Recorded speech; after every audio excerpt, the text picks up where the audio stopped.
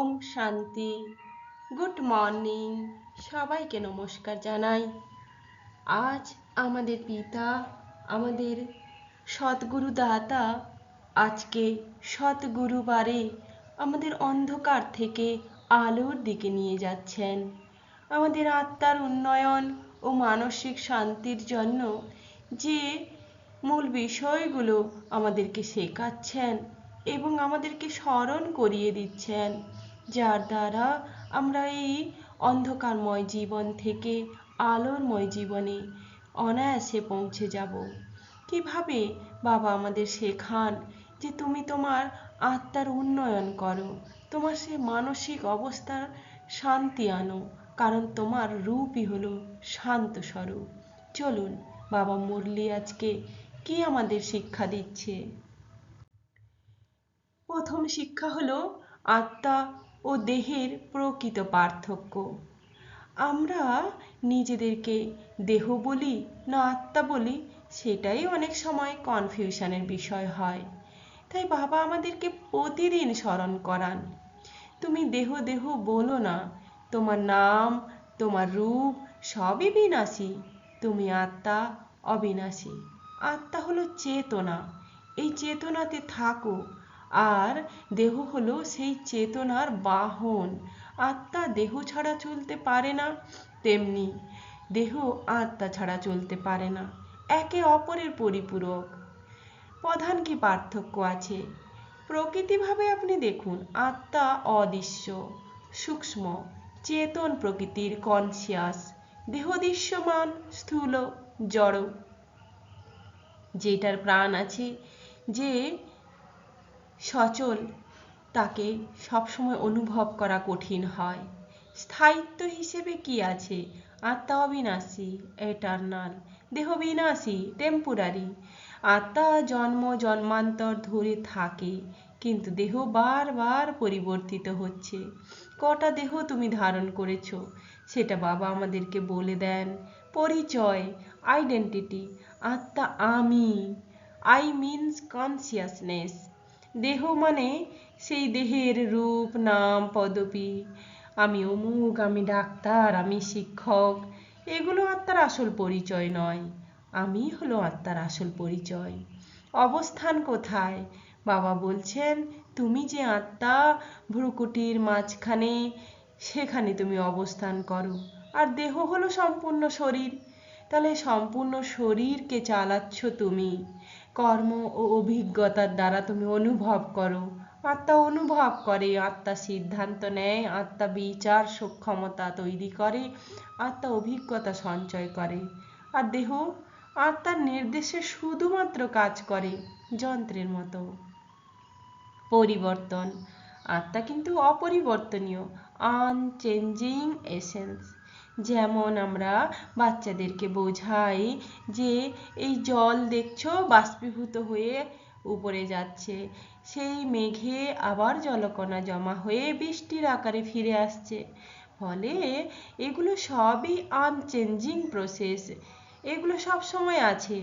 সেরকম দেহ, যেটা জন্ম, মৃত্যু, বার্ধক্য সব নিয়ে তৈরি, সেগুলো পরিবর্তনীয়। আত্মা অপরিবর্তনীয়। মুক্তি ও উন্নতির জন্য কার মুক্তি করবেন, কার উন্নতি ঘটাবেন? আত্মার উন্নতি ঘটাতে হবে।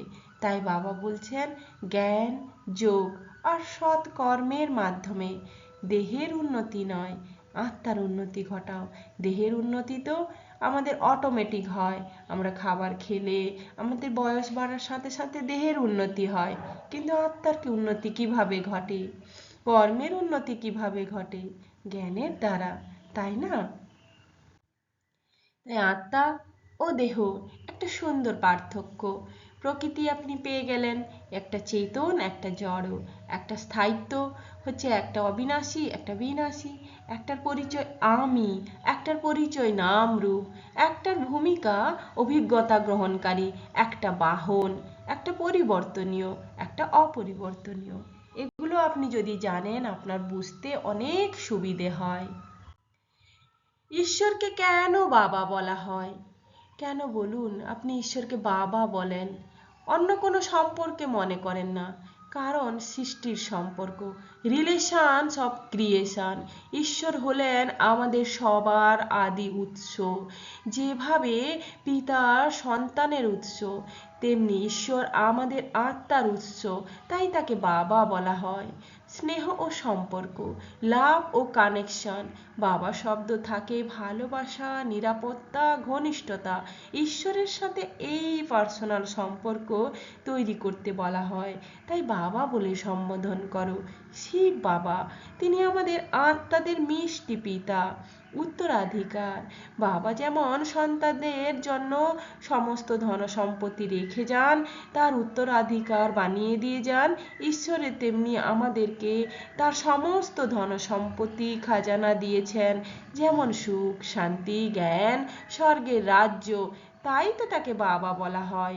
আর আমরা তার কাছে অবিনাশী উত্তরাধিকারী পাই, আত্মার পরিচয় পাই। আমি সবার আগে জানতে পেরেছি আমি আত্মা। এই আত্মা এসেছে আসল ব্রহ্মলোক থেকে। তাই ভয় নয়, ভালোবাসার সম্পর্ক। ঈশ্বরকে লোকে ভয় করে, কিন্তু আমাদের সম্পর্ক ভালোবাসার। জ্ঞান অনুযায়ী সঠিক ধারণা।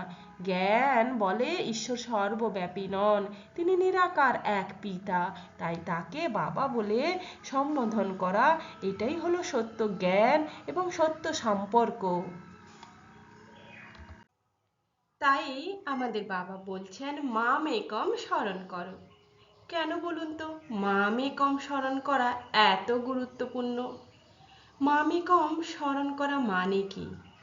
একমাত্র ঈশ্বর শিব বাবাকে মনে রাখা। এতে কি হবে?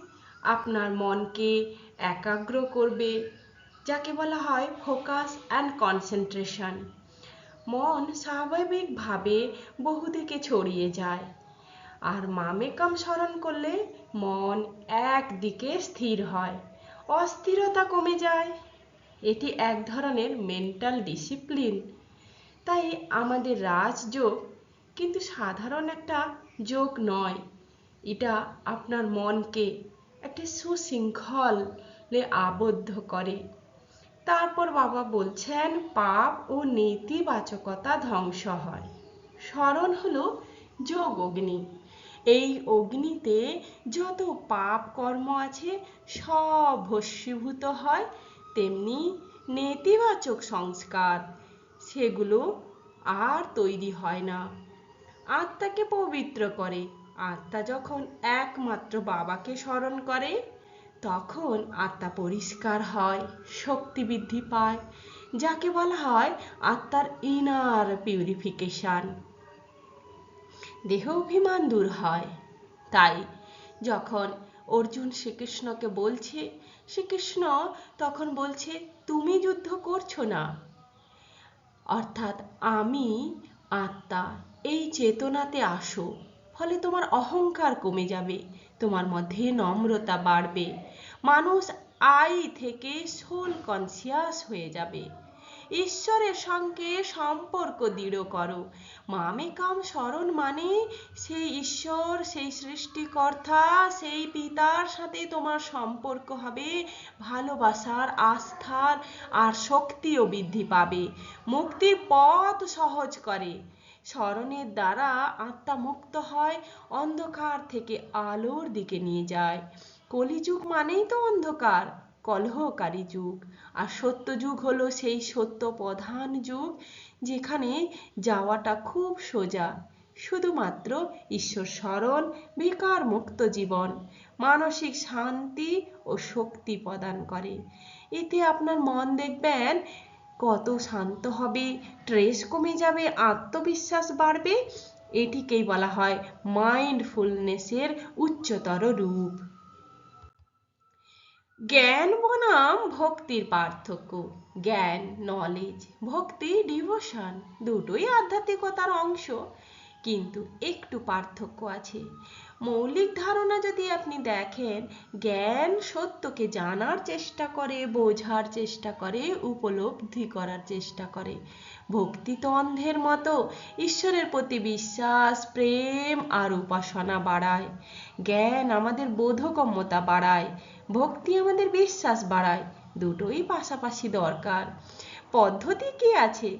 জ্ঞান আপনাকে যুক্তি, বিশ্লেষণ ও অভিজ্ঞতার মাধ্যমে অর্জন করতে হবে।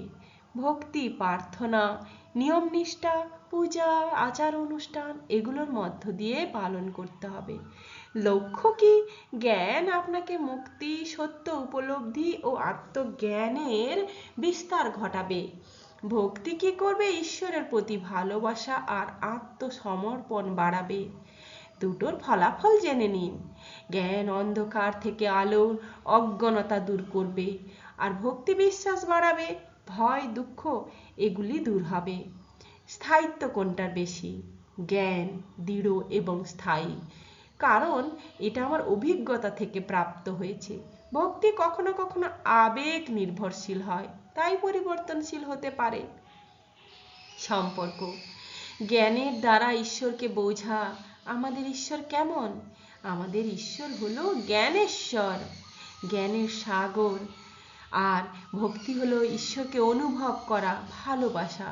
শিব বাবা জ্ঞান বলে তিনি আমাদের পিতা, ভক্তি হলে তিনি আমাদের আরাধ্যা হবেন। তাই পারস্পরিক সম্পর্ক আপনি ইতিমধ্যেই বুঝে গেছেন, একে অপরের পরিপূরক। যে জ্ঞান আমাদের স্তম্ভ, ভিত্তি প্রস্তুত করে, ভক্তি আমাদের দিশা দেখায়। কিভাবে যোগ স্মরণের দ্বারা আমাদের জীবন পরিবর্তন করে। যোগ স্মরণ মানে মনকে একাগ্র করে ঈশ্বর শিব বাবার সাথে সংযোগ স্থাপন। এই অভ্যাস ধীরে ধীরে আমাদের মন, চিন্তা, আচরণ ও জীবন দর্শন পরিবর্তন করে। মনকে আপনি যদি স্থির, শান্ত করতে চান স্থায়ীভাবে, সদাকালের জন্য, তাহলে নিয়মিত স্মরণ করুন। চিন্তা আপনার মনে সেটাই থাকুক যা চিন্তন রূপে আপনাকে অনেক উঁচুতে নিয়ে যাবে। মনকে একাগ্র করুন, ফলে আপনার মানসিক শান্তি বৃদ্ধি পাবে। যত প্রকার নেতিবাচকতা আছে সব ধ্বংস করে ফেলুন, ফলে আপনার ভেতর থেকে ইনার পিউরিটি আসবে, যার দ্বারা আপনার বিকার, লোভ, মোহ, ক্রোধ, অহংকার, ঈর্ষা সব দূর হবে। আত্মা পবিত্র হবে, আত্মার শক্তি প্রভাব ফেলবে। দেখবেন আপনার সম্পর্ক, সম্বন্ধ কত সুন্দর তৈরি হচ্ছে, ইতিবাচক শক্তি বাড়তে থাকবে। এটাই হলো আধ্যাত্মিক উন্নতির মূল চাবিকাঠি। আর আমরা তো বলি দেহ অভিমান, আমি আত্মারূপে যত আপনি স্থির হবেন, আপনার ভেতরে দেহ অভিমান তত দূর হবে, সহানুভূতি, নম্রতা বাড়বে, চিন্তাগুলো আপনার সুন্দর আচরণে পরিবর্তন ঘটবে। ফলে আপনি দায়িত্বশীল হবেন এবং সম্পর্কের উন্নতি হবে। পারস্পরিক বোঝাপড়া, পরিবার, সমাজের সাথে সম্পর্ক উন্নত হবে। আর আমাদের এগুলির দ্বারাই আমাদের জীবনে দিশা পরিবর্তন হয়।